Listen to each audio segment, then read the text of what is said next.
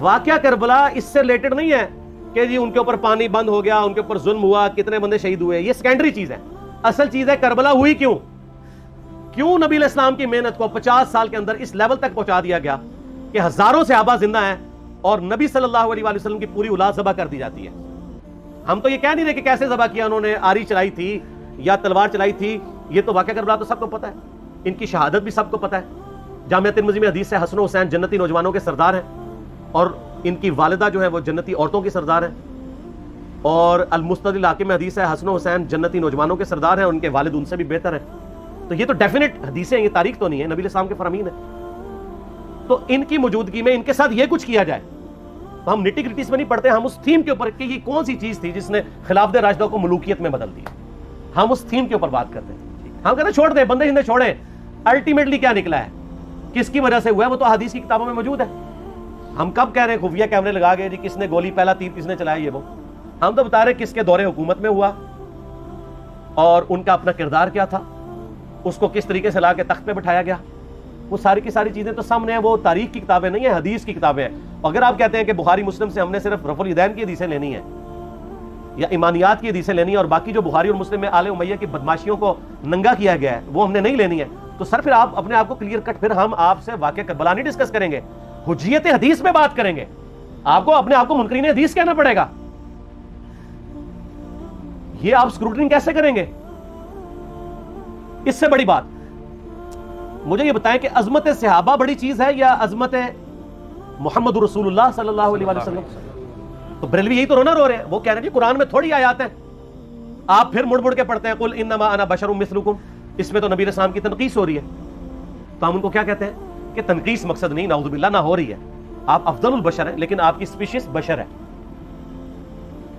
یہ ہم اپنا عقیدہ سمجھتے ہیں، وہ اس کو تنقیص شمار کرتے ہیں. تو پھر اس وقت آپ بھی بریلویوں کی بات مان کے تو یہ آیات پڑھنا چھوڑ دیا کریں. آپ کہتے ہیں نہیں آیات ہے کیوں نہ بیان کریں، تو ہم بھی کہتے ہیں احادیث ہے کیوں نہ بیان کریں.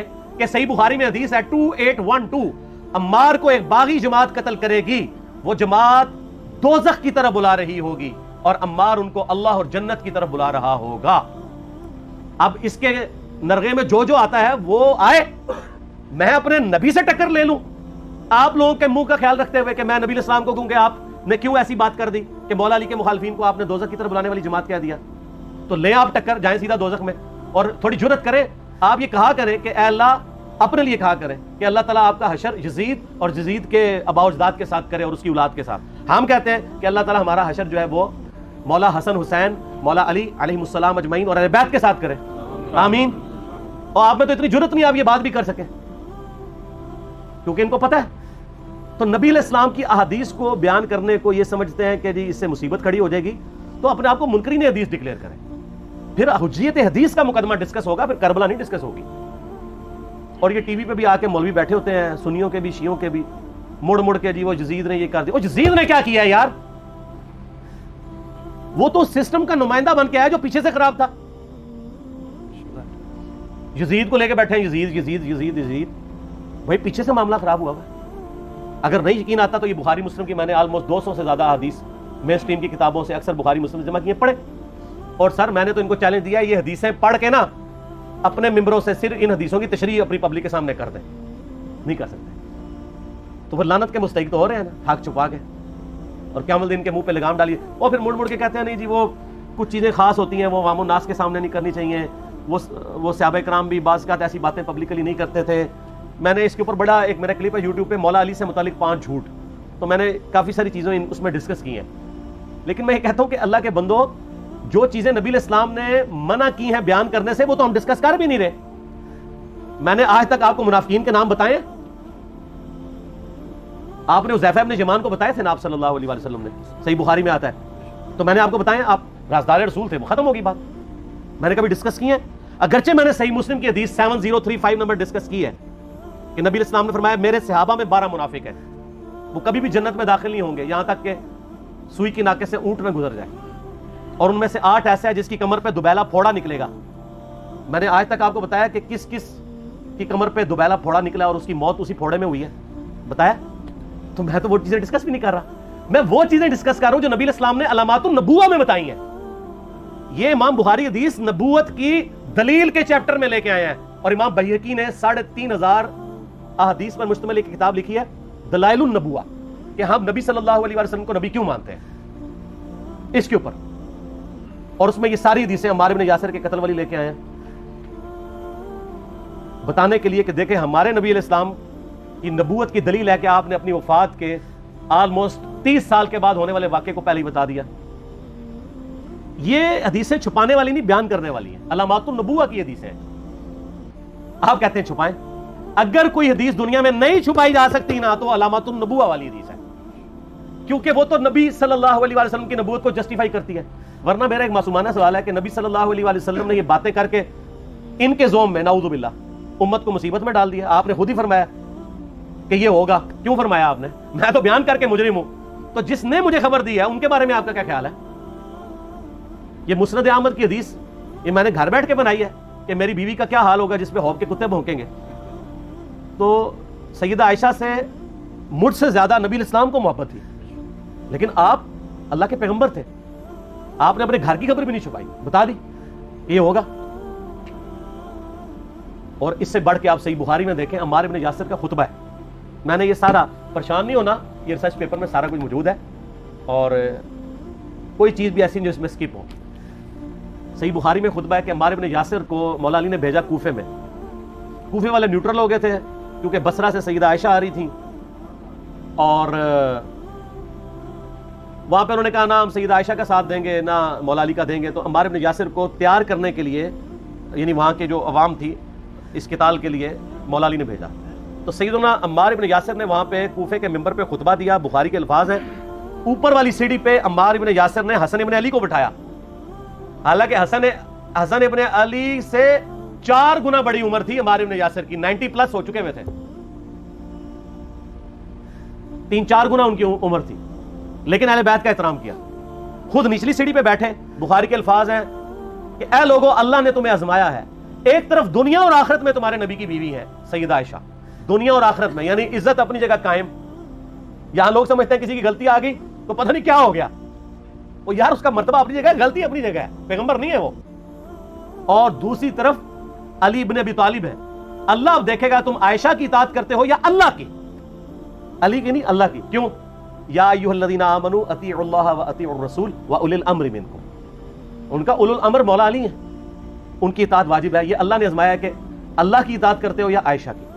اور آپ حیران ہوں گے, یہ حدیث امام بخاری حضرت عائشہ کی فضیلت والے چیپٹر میں لے کے آئے ہیں. اگر امام بخاری مشورہ کر لیتے نا ناسبیوں سے تو انہوں نے کہا تھا سر آخری صحیح رکھو, پچھلا رہن دو, بلکہ پچھلے والا رکھو آخری والا رہن دو, کہ عائشہ دنیا اور آخرت میں. وہ حدیث گھڑنے کا میں آپ کو طریقہ بتاتا ہوں, کاٹ چھانٹ کرنے کا. وہ آدھی حدیثیں لکھتے ہیں نا, آدھی حدیث ایسے لکھتے ہیں امام بخاری کہ سیدہ عمار بن یاسر نے خطبے کے دوران فرمایا کہ سیدہ عائشہ دنیا اور آخرت میں تمہارے نبی کی بیوی ہیں, بس. لیکن امام بخاری نے پوری حدیث لی ہے, آگے وہ بھی ڈالا ہے کہ اللہ آزما رہا ہے کہ عائشہ کی اطاعت کرتے ہو یا اللہ کی, جیسے آپ کے علماء کر رہے ہیں. صحیح مسلم کی حدیث 6488 آدھی بیان کرتے ہیں سارے مولوی, بریلوی, دیوبندی, اہل حدیث, سب. میرے صحابہ کو برا مت کہو, اگر تم میں سے کسی نے احد پہاڑ کے برابر بھی سونا خیرات کر دیا اور میرے صحابہ نے 1 مد یعنی 600 گرام خیرات کی, آدھا کلو, اس کے آدھے کو بھی نہیں پہنچ سکتا, بس. حالانکہ یہ مسلم کی حدیث سٹارٹ اس سے ہوتی ہے کہ عبد الرحمن بن عوف کو خالد بن ولید نے گالیاں دی جھگڑے کے دوران, حالانکہ دونوں مسلمان تھے, دونوں صحابی تھے. آپ نے حضرت خالد بن ولید کو بلا کے ڈانٹا, فرمایا تم میرے صحابہ کو برا مت کہو. تو خالد بن ولید نے تو آگے سے نہیں کہا حضور میں بھی صحابی ہوں. ان کو پتا تھا کہ عبد الرحمن بن عوف نے اس وقت اسلام قبول کیا جب اسلام کا مطلب تھا مار, تکلیف اٹھانا, اور خالد بن ولید نے گولڈن پیریڈ میں صلح حدیبیہ کے بعد اسلام قبول کیا. فرمایا تم لوگ یہ کر رہے ہو, تم لوگ اگر احد پہاڑ کے برابر بھی سونا خیرات کر دو, یعنی صلح حدیبیہ کے بعد والے لوگ, میرے ان کے برابر نہیں ہو سکتے. اور جو فتح مکہ پہ معافی مانگ کے مسلمان ہوئے ہیں طلقاء, مؤلفۃ القلوب, آل امیہ, ان کا تو لیول ہی کچھ نہیں ہے. یہاں تو خالد بن ولید کے بارے میں بات کی جا رہی ہے, اور پھر وہ مؤلفۃ القلوب اپنے زمانے میں ممبروں پہ سب و شتم کروائیں سیدنا علی پر. تو سب سے پہلے تو ان کو کہنا چاہیے جن کے بارے میں حدیث تھی کہ تم صحابہ کو گالی مت دینا. ہم نے تو خیر کبھی دی بھی نہیں ہے. اور میں یہ آخری جملہ ان کو ایسا بولتا ہوں کہ جو ان کے دماغ تک ڈرل کر جائے گا, کہ آل امیہ نے جو کچھ اپنے دور کے اندر سیدنا علی کی گستاخیاں کی ہیں نا, ہم نے تو ویسی کوئی ایک گستاخی بھی آل امیہ کے بارے میں نہیں کی ہے. میں نے آج تک آل امیہ کے اوپر بائی نیم کسی کے اوپر لعنت کی ہے؟ حالانکہ یہ مولا علی پہ کرتے رہے. یہ ہے لعنتی خود ہو گئے نا, جب مولا علی پہ لعنت کی تو لوٹ آئی. مسند ابی یعلا میں صحیح سند کے ساتھ حدیث موجود ہے, مسند احمد میں بھی موجود ہے کہ سیدنا علی کو جس نے گالی دی اس نے رسول اللہ کو گالی دی صلی اللہ علیہ وسلم. جب ام سلمہ نے کہا تھا, شیخ زبیر صاحب نے اس کو تحکیم میں صحیح لکھا ہوا ہے فوٹ نوٹ کے اوپر, کہ لوگوں تمہارے ممبروں پر رسول اللہ کو گالیاں دی جاتی ہیں, تو انہوں نے کہا معاذ اللہ, ہم کب کہیں گے, ایسا نہیں ہو سکتا. تو ام سلمہ نے کہا تم لوگ علی اور اس سے محبت کرنے والوں پہ گالی گلوچ نہیں کرتے ہو کیا؟ جبکہ میں نبی کی بیوی کہتی ہوں کہ سب سے زیادہ رسول اللہ سے محبت, سیدنا علی سے محبت نبی صلی اللہ علیہ وآلہ وسلم کرتے تھے. لہٰذا جب یہ تم کہتے ہو نا علی پر لعنت, علی سے محبت کرنے والوں پہ لعنت, تو یہ لعنت تو تم نبی علیہ السلام تک لے کے جا رہے ہو نعوذ باللہ, کیونکہ علی سے محبت کرنے والا تو پہلے نمبر پہ نبی صلی اللہ علیہ وآلہ وسلم ہے. اور پھر کہتے ہیں سب کا مطلب تنقید ہے. اور نہ, پرانیاں گلاں, پرانے بابے, پرانے بزرگ, جھوٹے ہو. صحیح مسلم کھولو 6229 غدیر خم سے اگلی حدیث, لعن اللہ ابا التراب کے الفاظ ہے, مٹی والے ابن ابی طالب پر لعنت, یہ الفاظ موجود ہے. سب کا ترجمہ لعنت ہی ہے, تنقید نہیں ہے. اچھا پھر میرا معصومانہ سوال ہے کہ اس کا مطلب ہے صحابہ پہ تنقید کرنا اچھا کام ہے؟ کہیں گے نہیں. تو بتاؤ یہ برا کام کون کرتا تھا؟ شیعہ کا ابا کون ہے؟ رافضیوں کا ابا کون ہے؟ آل امیہ. تو لہذا شیعہ نو میں کہنا کہ تسی شیخین کے اوپر بکواس اور تبرہ کرنے کی بجائے نا, آپ لوگوں کو حقائق بتائیں کہ ٹوٹی کمند کہاں. یہ سب مجرمین آل امیہ ہے, اور یہ آل امیہ اور بنو ہاشم کی لڑائیاں نبی علیہ السلام کی بعثت سے پہلے چل رہی تھی, صدیوں سے چل رہی تھی. وہ تو پھر اللہ نے بنو ہاشم کو نبوت کے لیے چنا, تو ان کو یہ پھر جیلسی ہضم نہیں ہوئی, وہ چیز آگے چلتی تھی. خیر چھوڑ دیں, ایک تلخ ٹاپک ہے. صلاۃ بر محمد و آل محمد. اللہم صلی علی محمد و علی آل محمد کما صلیت علی ابراہیم و علی آل ابراہیم انک حمید مجید. اللہم بارک علی محمد و علی آل محمد کما بارکت علی ابراہیم و علی آل ابراہیم انک حمید مجید. الحمدللہ.